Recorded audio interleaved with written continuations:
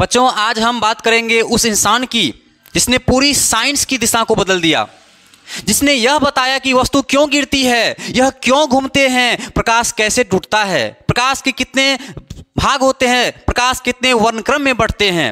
आज मैं उनकी बात करने वाले हैं।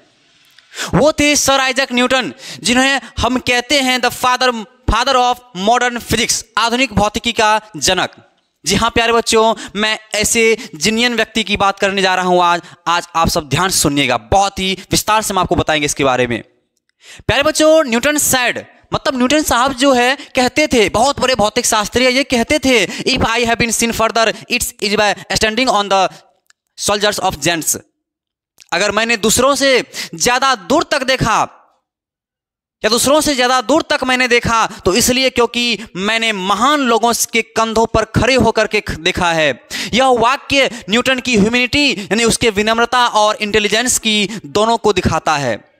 प्यारे बच्चों, मैं बात करूंगा अब प्रारंभिक जीवन और शिक्षा के बारे में। किसके प्रारंभिक जीवन और शिक्षा के बारे में? न्यूटन साहब के, जिसका पूरा नाम है सर आइजैक न्यूटन। मैं आज इसके बारे में आपको बताऊंगा, इसके जीवन गाथा के बारे में, इसके जीवनी के बारे में आपको बताऊंगा। आप सुनिए ध्यान से। प्यारे बच्चों, न्यूटन का जन्म 4 जनवरी 1643 ईस्वी को हुआ था। कब हुआ था? 4 जनवरी 1643 ईस्वी को जन्मे थे हमारे ये कौन? सर आइजैक न्यूटन साहब। प्यारे बच्चों, इसका जन्म हुआ था इंग्लैंड में, ठीक है। इंग्लैंड में एक गांव था जिसका नाम था वुलसॉर्प, वहीं पे इसका जन्म हुआ था। उनके पिता एक किसान थे, एक फार्मर थे इनके किसान मतलब इनके पिता, और उनके जन्म से पहले ही उनकी मृत्यु हो चुकी थी उनके पिताजी का। जी हाँ प्यारे बच्चों, बचपन में न्यूटन बहुत ही शांत रहा करते थे, ध्यान देने वाले, कट्टर मतलब कि जिस चीज पे ये फोकस करते थे हमेशा उस चीज पे, जब तक उसका काम पूरा नहीं होता था तब तक उसका फोकस उससे नहीं हटते थे। जिज्ञासु थे कोई भी चीज जानने के प्रति। सोचिए ऐसे थे हमारे फिजिक्स के, मॉडर्न फिजिक्स के जनक।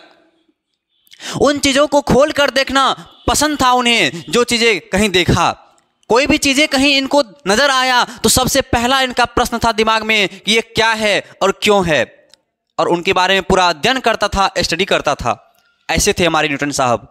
स्कूल में वो शुरू में ही साधारण छात्र थे, लेकिन एक बार जब उन्होंने पढ़ाई को गंभीरता से लिया, पूरी गंभीरता से लिया, तो उन्होंने पूरी स्कूल में सबसे आगे स्थान प्राप्त किया, सबसे आगे।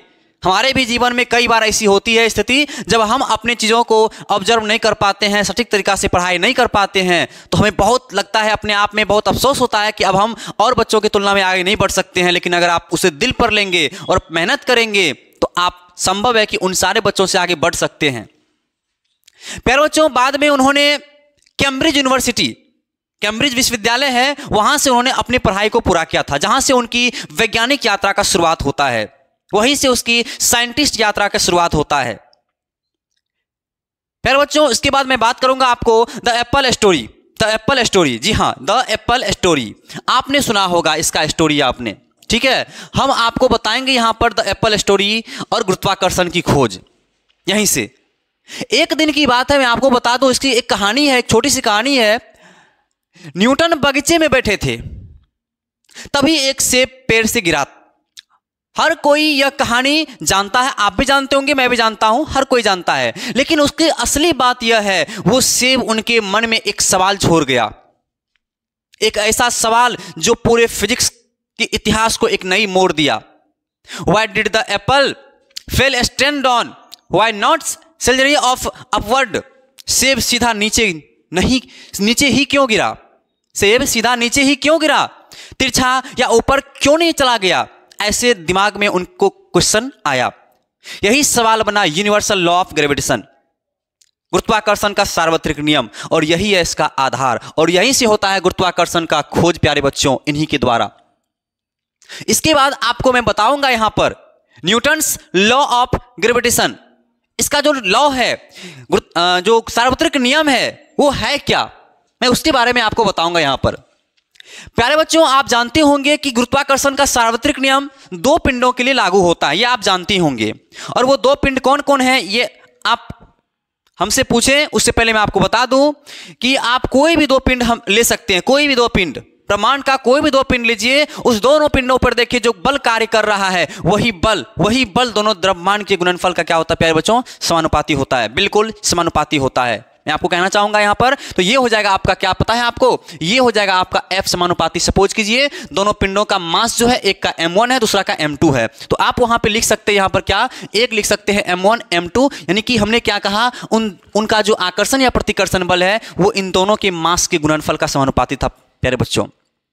और दूसरा नियम जो था इसका, वही बल जो है इसका व्युत्क्रमानुपाती था, दोनों पिंडों के डिस्टेंस का। आप सोच के देखिए कि दोनों पिंडों के बीच कुछ ना कुछ डिस्टेंस होगा इसका, और इनके बीच की दूरी की वर्ग का व्युत्क्रमानुपाती था प्यारे बच्चों, यानी कि 1/r²। ये और इन दोनों इक्वेशन से उन्होंने प्राप्त किया, क्या प्राप्त किया, F समानुपाती m1 m2 बाय में क्या, r², ये प्राप्त किया प्यारे बच्चों। जी हाँ, सही सुना आपने। और यही F समानुपाती m1 m2 है, बाय में r² है। आप समानुपाती को भगा के देखिए, यहां पे आपको मिल जाएगा F बराबर, समानुपाती के बदले में एक कांस्टेंट लाते हैं प्यारे बच्चों, और इसके बदले में एक कांस्टेंट होता है, उसका नाम है कैपिटल G।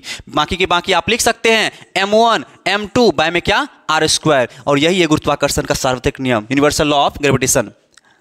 प्यारे बच्चों आप यहां पे देख सकते हैं, यहां पे G जो है, G गुरुत्वाकर्षण का एक नियतांक है, जिसका मान आपको मैं बता दूं, इसका मान होता है 6.673 गुना 10⁻⁻11 न्यूटन मीटर स्क्वायर पर कूलम स्क्वायर। प्यारे बच्चों आपको ध्यान रखनी है, मैं आपको 12th क्लास के जब क्लास स्टार्ट करूंगा वहां पर मैं आपको बताऊंगा पूरी तरीके से, क्योंकि यही होता है। आप सोच कर देखिए, एक ऐसे व्यक्ति जिसका नाम सुनकर के आप सोच सकते हैं फिजिक्स जो बना है, इन्होंने ही बनाया है आधा फिजिक्स को, और इन्होंने ऐसे नियम को दिया कैसे, बस एक बचपना में, एक नादानी में दिया, बस उसके दिमाग में क्यों का प्रश्न आया, और इस क्यों से उन्होंने F बराबर G m1 m2 bye r² दे दिया। अब बताइए ऐसे व्यक्ति के बारे में आप क्या कहना चाहेंगे।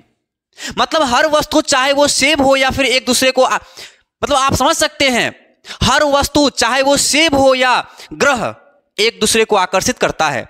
यह आकर्षण उनके द्रव्यमान और दूरी पर निर्भर करता है। क्या है उसका मास, क्या है उसका डिस्टेंस, इस चीज पर निर्भर करता है प्यारे बच्चों, इस चीज पर निर्भर करता है। आप ध्यान रखिए इस बात को, ठीक है।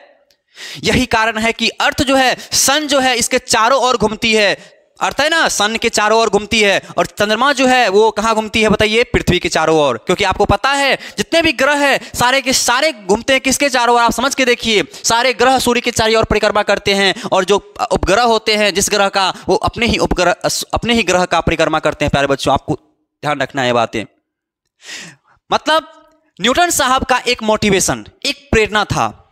न्यूटन ने साबित किया, एक छोटा सवाल अगर गहराई से पूछा जाए तो पूरी दुनिया का जवाब बदल सकता है प्यारे बच्चों। So never stop asking why, कभी क्यों पूछना, क्यों का सवाल पूछना बंद मत करो कभी भी प्यारे बच्चों, कभी भी बंद मत करो। अगला स्टेप में आपके लिए लाऊंगा, अगला जो आपका पार्ट है वो है Newton's 3 law of motion. Newton's 3rd law of motion, 3 go law इन्होंने दिया था, first law, second law of motion and 3rd law of motion, और वो गति के लिए था प्यारे बच्चों, गति के लिए, मोशन के लिए। अब हम बात करते हैं थोड़ी सी आपको न्यूटन के सबसे प्रसिद्ध योगदान की, सबसे प्रसिद्ध योगदान न्यूटन्स 3 लॉ ऑफ मोशन, ठीक है, जो आपको क्लास 11th में भी पढ़ाया जाएगा, 9th में भी पढ़ाया जाएगा। फर्स्ट लॉ ऑफ मोशन आपने सुना होगा, लॉ ऑफ इनर्शिया, यानी कि जड़त्व का नियम है ये। A body remains in its state of rest और of uniform motion unless acted upon by an extensional force. जब तक किसी वस्तु पर बाहरी बल नहीं लगाया जाता है बच्चों, जब तक कोई वस्तु है उसे बाहरी बल नहीं लगाएंगे तो वो अपने स्थिति को नहीं बदलेगा, वो अपने स्थिति में ही वो बना रहेगा। ये आपका Newton's first law of motion कहता है।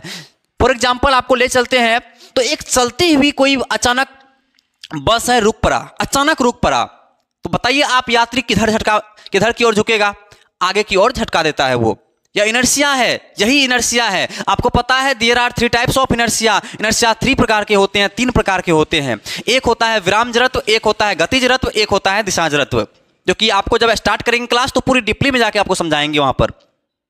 प्यारे बच्चों, जैसे किसी वस्तु को गति बदलने के लिए फोर्स चाहिए, वैसे ही जीवन में बदलाव लाने के लिए इफोर्ट चाहिए, प्रयास चाहिए। विदाउट इफोर्ट नथिंग चेंज, बिना प्रयास कुछ नहीं बदलता, आपको पता होगा।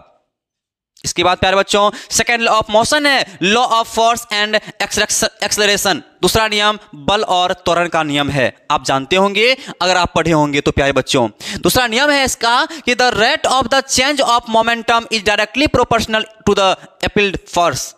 गतिज मात्रा में परिवर्तन की दर लगाए गए बल के समानुपाती होता है, यानी कि F बराबर ma, आप पढ़े होंगे। F बराबर क्या होता है प्यारे बच्चों? F बराबर होता है ma। समझ के देखिए यहां पर F जो है फोर्स जो है ये आपका डिपेंड रहता है मास पे और किस पे प्यारे बच्चों? एक्सलरेशन पे। किस पे? तो एक्सलरेशन पे, इन दोनों पे डिपेंड रहता है। यही है यूनिवर्सल लॉ ऑफ, मतलब यूनिवर्सल लॉ बोलते sorry, Newton second law of motion. प्यारे बच्चों एग्जांपल के बेस पे अगर हम आपको बात करें, हल्की गेंद को अगर आप धक्का देना, आप देख सकते हैं अगर हल्की गेंद है कोई, उसको धक्का देते हैं तो बहुत आसान होता है, लेकिन भारी गेंद की वही त्वरण देने के लिए ज्यादा बल चाहिए। आप सोच कर देखिए, एक मोटिवेशन है, जितना बड़ा लक्ष्य होगा उतना बड़ा प्रयास। बात को समझिए, जितना बड़ा आपका लक्ष्य है उतना ही बड़ा आपका प्रयास आपको चाहिए। Third law of action and reaction.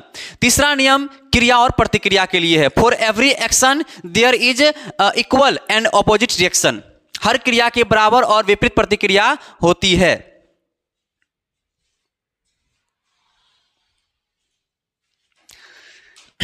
उसके बाद आप देखिए प्यारे बच्चों, माफी चाहेंगे थोड़ा सा। अब देखिए मैं इसका एक एग्जांपल देता हूं आपको। क्या बोले? हर क्रिया के बराबर और विपरीत प्रतिक्रिया होती है। जब हमें दीवार को धक्का देना होता है, क्या दीवार को हम धक्का देते हैं इस प्रकार से, देते हैं कि नहीं देते हैं? जब हम उसको धक्का देते हैं तो क्या होता है वहां पर, आप सोच के देखिए। मतलब हम जितना फोर्स उस पर लगा रहे हैं वही फोर्स हम पे भी वो लगेगा। तो इसका मतलब क्या हुआ? Action to reaction. आप एक्शन दिखाएंगे, उधर से रिएक्शन होगा आपको। आप क्रिया करेंगे तो उधर से आपका प्रतिक्रिया होगा। और प्यारे बच्चों लाइफ में यही नियम लागू होता है, जो इफोर्ट तुम दुनिया को देते हो वही रिटर्न में आपको मिल भी जाता है। आप अभी जिसके लिए मेहनत करते हो, जितने मेहनत करते हो जिस फील्ड में, वही चीजें एक दिन आपको भी वो साथ देने के लिए तैयार रहेगा। अब आपको पार्ट 5 बताता हूं प्यारे बच्चों, न्यूटन एंड लाइट। प्रकाश पर न्यूटन का वर्किंग, क्या काम किया उन्होंने प्रकाश के बारे में, इस पे मैं बात करूंगा। अब न्यूटन ने लाइट पर बहुत सारा अध्ययन किया। लाइट, आप देखिए लाइट शब्द सुन करके आप कितना आपको एनर्जी मिलता है। लाइट, ये लाइट हमारे लिए कितना महत्वपूर्ण होता है, कितना महत्वपूर्ण होता है। इस पर उनका कुछ कार्य है, कुछ बताया उन्होंने, मैं इसके बारे में आज आपको बताता हूं। न्यूटन ने लाइट पर बहुत सारा अध्ययन किया। उन्होंने प्रिज्म, आप प्रिज्म जानते होंगे जिसे त्रिस्पार्श्व भी कहते हैं, उसका प्रयोग करके यह दिखाया कि व्हाइट लाइट जो होता है, श्वेत प्रकाश जो होता है, असल में 7 रंगों से मिलकर बना होता है प्यारे बच्चों। वायलेट मतलब आप जानते होंगे, उसे याद करने का आपको एक ट्रिक बताया था वहां पर मैं। क्या था वो था आपका बेजा निह पीनाला। आप यहां से निकाल कर देखिए, बैगनी, जामुनी, नीला, हरा, पीला, नारंगी और लाल, ये 7 रंग इन्होंने प्राप्त किया था एक प्रिज्म पर। उन्होंने रिफ्रैक्शन और डिस्प्रिजन को भी समझाया था इसी को लेते हुए। और उन्होंने न्यूटन ने टेलीस्कोप, जो आप सुनते होंगे दूरदर्शी के बारे में, यह भी बनाया जो दर्पण से बना था। जैसे अंधकार और प्रकाश दोनों जरूरी है, वैसे ही जीवन में कठिनाई और सफलता दोनों का महत्व समान है प्यारे बच्चों। ध्यान रखिएगा आप इस बात को। अब आपका पार्ट 6 है। आपका पार्ट 6 क्या है, आप सुनिएगा ध्यान से। न्यूटन्स बुक प्रिंसिपल मैथमेटिसिया, मतलब कि मैथमेटिक्स। आप देखिए कि न्यूटन की प्रसिद्ध पुस्तक जो है आपका, आप नाम भी सुने होंगे ये प्रिंसिपिया के बारे में। 1687, आप कहीं कहीं 1686 भी देखेंगे, नहीं 1686 के लास्ट में, यानी 87 के आसपास जो है न्यूटन ने अपना एक प्रसिद्ध पुस्तक लिखा था। ठीक है, और वो पुस्तक था बहुत इंपॉर्टेंट था, जिसका नाम था प्रिंसिपिया। ठीक है, इस किताब में उन्होंने law of motion, law of gravitation और उसके बाद जो है ग्रहों की गति के बारे में उन्होंने समझाया था, और कैलकुलस की भी नींव रखा था इन्होंने। और यह किताब आज भी मॉडर्न फिजिक्स की नींव मानी जाती है। जो ये किताब है, इसका बहुत इंपॉर्टेंट किताब था इनका, सोचिए। अब आपको मैं बताऊंगा भौतिकी से परे न्यूटन, मतलब न्यूटन साहब भौतिकी से भी परे है, भौतिकी से भी परे है। न्यूटन केवल फिजिक्स नहीं थे, हम फिजिक्स बोलते, सॉरी, न्यूटन सिर्फ जो है वो भौतिक वैज्ञानिक नहीं थे, वो एक मैथमेटिशियन भी थे, एक गणितज्ञ रह चुके थे प्यारे बच्चों, खगोल शास्त्री रह चुके थे, दार्शनिक भी थे वो। उन्होंने बाइनोमियल थ्योरम, ऑप्टिक्स और कैलकुलस जैसे विषयों में योगदान दिया अपना। न्यूटन का कहना था, I do not know what my appear to the world but to myself I seem to have been only like a body playing on the sirs.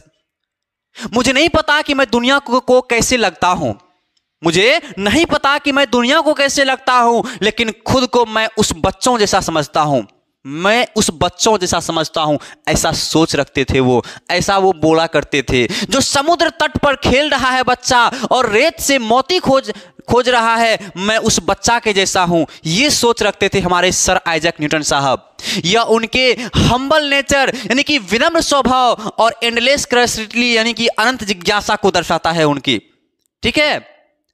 और आजकल के समय में अगर कोई छोटा सा जॉब पकड़ लेता है तो वो अपने आप को समझता है कि हम ही यहाँ का गवर्नमेंट बन गए हैं।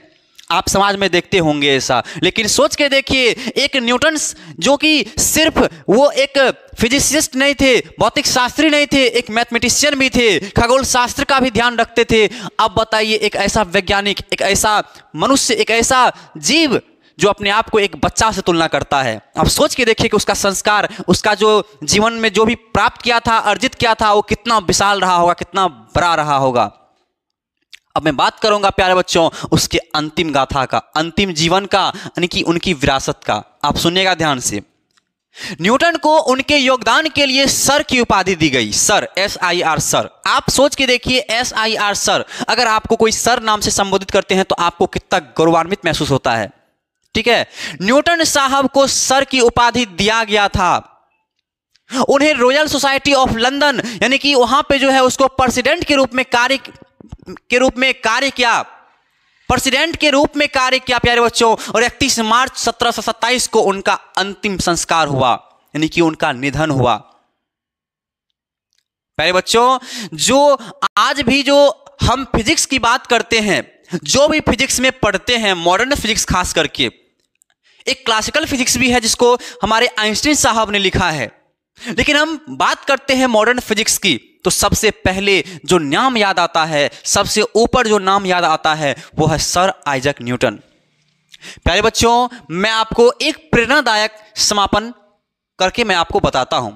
बच्चों, न्यूटन ने हमें सिर्फ विज्ञान नहीं सिखाया, उन्होंने सिखाया ऑब्जर्वेशन, इमेजिनेशन, डिस्कवरी, यानी कि अवलोकन और कल्पना को आप जोड़िए तब निकलता है खोज। एक गिरता हुआ सेब देखकर उनको अगर कोई पूरी दुनिया बदल सकता है तो तुम क्यों नहीं कर सकते हो। तुम्हारे अंदर भी वही पावर है, वही एनर्जी है, वही शक्ति है, बस जरूरत है सोचने की, सवाल पूछने की और रुकने से मना करने की। प्यारे बच्चों, याद रखो, success belongs to those who are curious, disciplined and fearless. सफलता उन्हीं की बात होती है जो जिज्ञासु होते हैं, जो अनुशासित होते हैं और जो निडर होते हैं। प्यारे बच्चों, आज जो मैंने आपको बताया वो न्यूटन साहब के बारे में थे, एक ऐसा वैज्ञानिक, एक ऐसा व्यक्ति जो हमारे समाज में, हमारे देश दुनिया में साइंस को एक नया आयाम दिया, एक नया दिशा दिया। और वो कैसे हुआ ये आपने देखा, एक क्यों शब्द से और कैसे शब्द से। इसलिए आपके मन में भी जब भी क्यों और कैसे शब्द का प्रश्न आता है तो आप वहां पे निर्धक आप प्रश्न कर सकते हैं, चाहे आपके सामने आपके माता पिता बैठे हुए हो, चाहे आपके सामने आपके छोटे भाई बहन बैठे हो या बड़े भाई बहन बैठे हुए हो, या कोई भी टीचर आपके सामने बैठे हुए हो, चाहे प्रधानमंत्री ही आपके सामने क्यों नहीं बैठा हुआ हो, आपको वो क्यों और कैसे का उत्तर जरूर वहां से लेना चाहिए। ठीक है, आज की क्लास यहीं तक, मिलते हैं अगले दिन नई जोश और नई उमंग के साथ। धन्यवाद, जय हिंद, जय